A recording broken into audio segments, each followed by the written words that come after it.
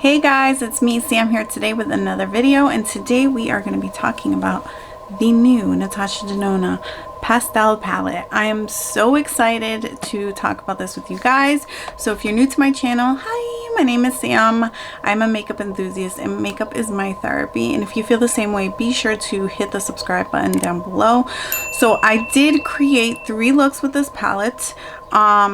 I've been having like some allergy issues, so I kind of filmed it differently. I've been experimenting with filming because I do want to show you guys that it is a therapeutic process for me and not everything is about presentation. I want to be authentic and just go through the motions of applying the makeup. So I've been just kind of creating looks, and I will be doing some voiceover to show you guys the looks that I created with this palette. It's a midi size palette, M-I-D-I palette, which means it's $65. They are the smaller size pans. I'm gonna show you in comparison to the Circo Loco. So this was the Circo Loco that she came out with last year, and these pans sizes you can see are much larger. This is what she would traditionally do for size pans, but she's been increasing the amount of palettes that she's doing in these smaller pans to give us more affordable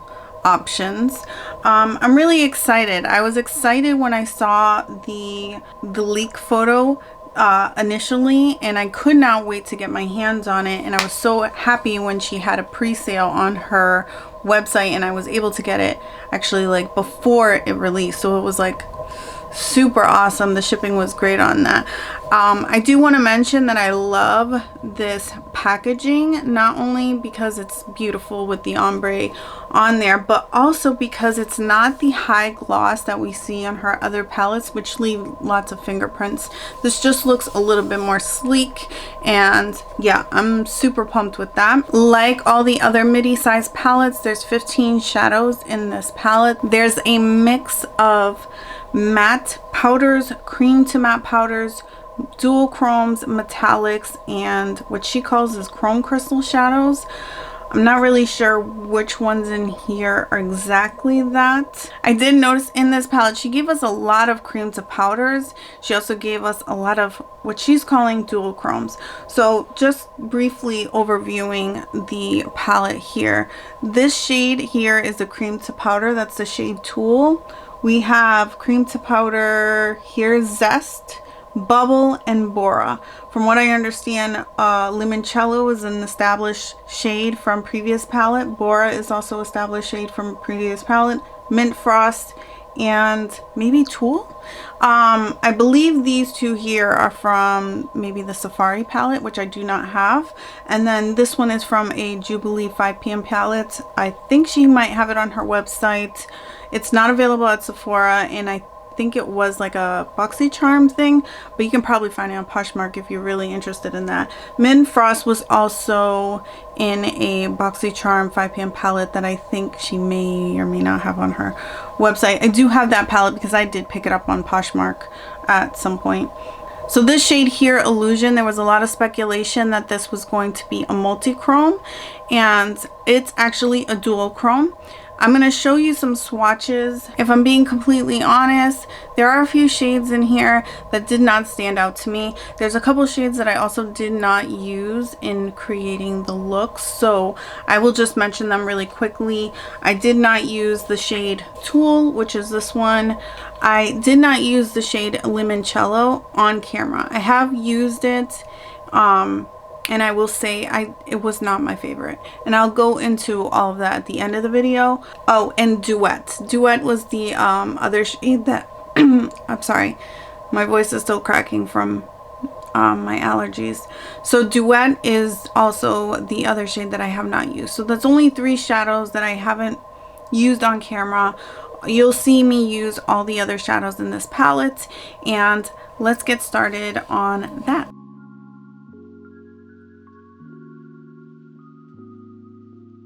For look 1, the first shade that I'm going to dip into is the shade Zest, which is a lime green. It's a cream to powder shadow, and so it really does like apply nice and smooth and creamy.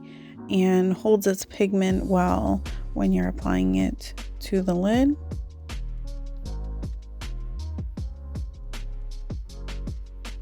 And I'm just buffing it to make sure the edges are all blended.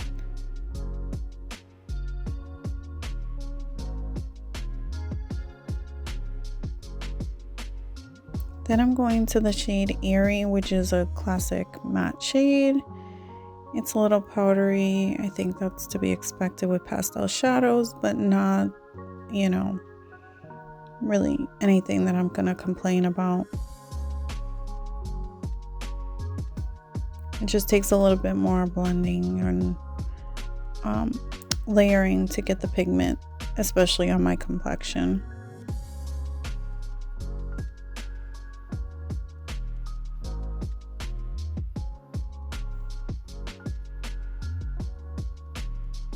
Now I'm going to go into the shade Bubble, which is another cream to powder. It's more of a periwinkle blue.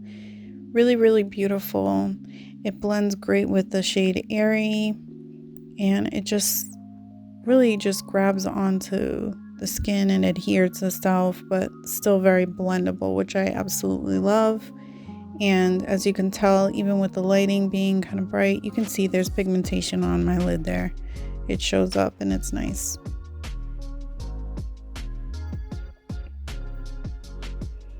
Then I went in with the shade Feather, which is a lavender pink shade.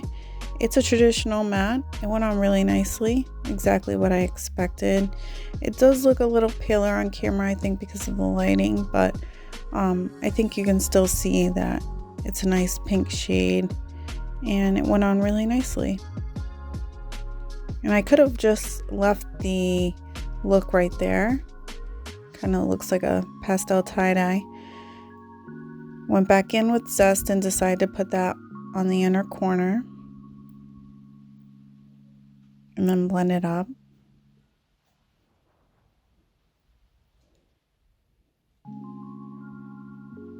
Next, I'm taking the shade Dainty, which is like a silver pink dual chrome shade.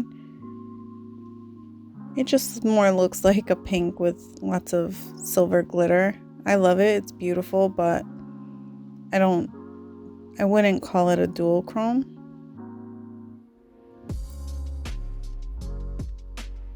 Tried applying it with a brush just to see if it layered any better.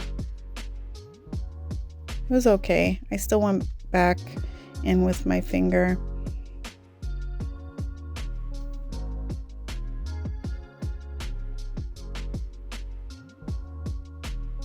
Alright, so this is pretty much it. I just added a little bit of what was left on my finger from Dainty on top of the lime green, and it looks beautiful. I was really, really happy with this look. My daughter told me it looked pretty. Literally, she's the best judge. And then going into look 2, I wanted to do something more in the mint color because that's like my favorite pastel color to wear. And so I'm going in first with the shade Brisk. It looks like a mint green in the pan and when I apply it, but you'll see when I apply the other greener shades on, it has a little bit more blue in it than you know, what you see initially.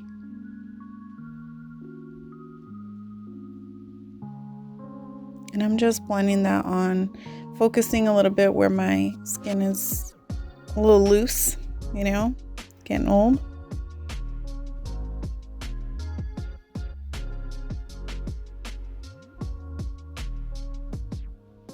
Blowing out the edges so they don't have harsh lines.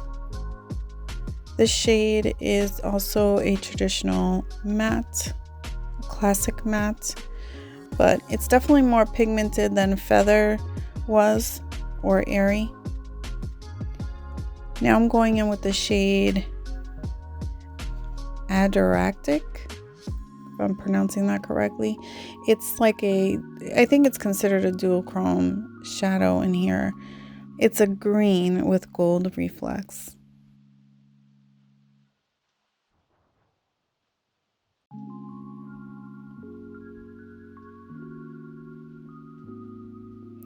And I'm creating kind of a halo eye effect, so I'm kind of focusing it on the outer and inner corners, and then really just leaving the center kind of empty so that I can add that additional shade. Now I'm going in with Mint Frost, which is a metallic minty green shade. Lots of silver reflect in that. Just tapping that all over the center of the lid. And I'm going to also use that as my inner corner shade.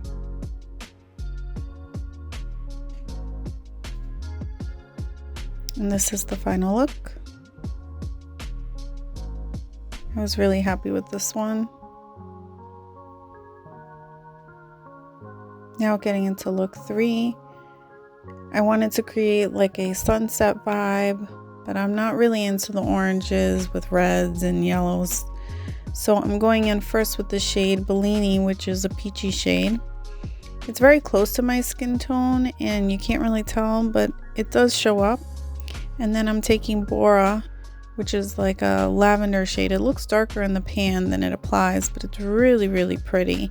It's a cream to powder. Now I'm gonna kind of create another halo look here.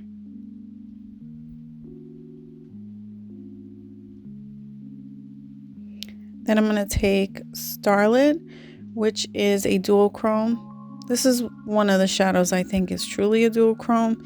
It's a red with gold shift, and I'm just applying that to the center of the lid. And then I'm taking Illusion into the inner corner and really buffing it into the skin and up into the lid.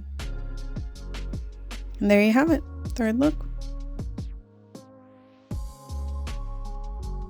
Alright, now that you've seen the 3 looks, I'm going to tell you what I think of the palette. Now, I'm just going to hold it up so you can kind of look at the palette while I'm speaking so you can see exactly what I'm talking about. Specifically, I wanted to talk about the shade Illusion. This is that dual chrome shade that we were suspecting was going to be a multi-chrome.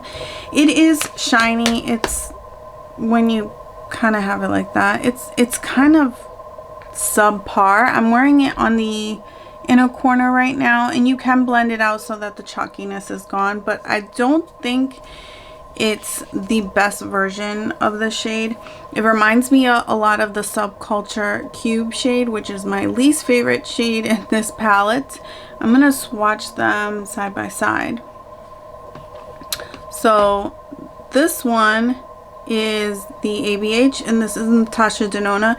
You can obviously tell that, you know, the Natasha Denona is better than the ABH, but do I think it's significantly better? Like, you really have to buff that out to get the chalkiness out, and once you do that, there's really not much left for the shine. For this price point, it's slightly disappointing. They're not really going to put in the extra effort, I feel like, sometimes in creating really punch powerful shades, because they already have your brand loyalty and they don't always have to produce those shades. When I saw that shade, I was really thinking about this Terra Moon shade from, this shade from Terra Moon called Red Giant. This is what I would love to see from them, you know. This one, sorry, my dogs are barking. Quiet. This one is a multi-chrome, so you're gonna see like a gold in there. This shade is a multi-chrome and you're gonna get way more dimension on it and way more shine. Like, I don't know, I lowered the lights so you can see, but like, this is Red Giant from Terra Moon, and even still with the light dimmed, you're not seeing what you see in live. And again, ABH super dusty, and then Natasha Denona, it's just not, it's not enough for me.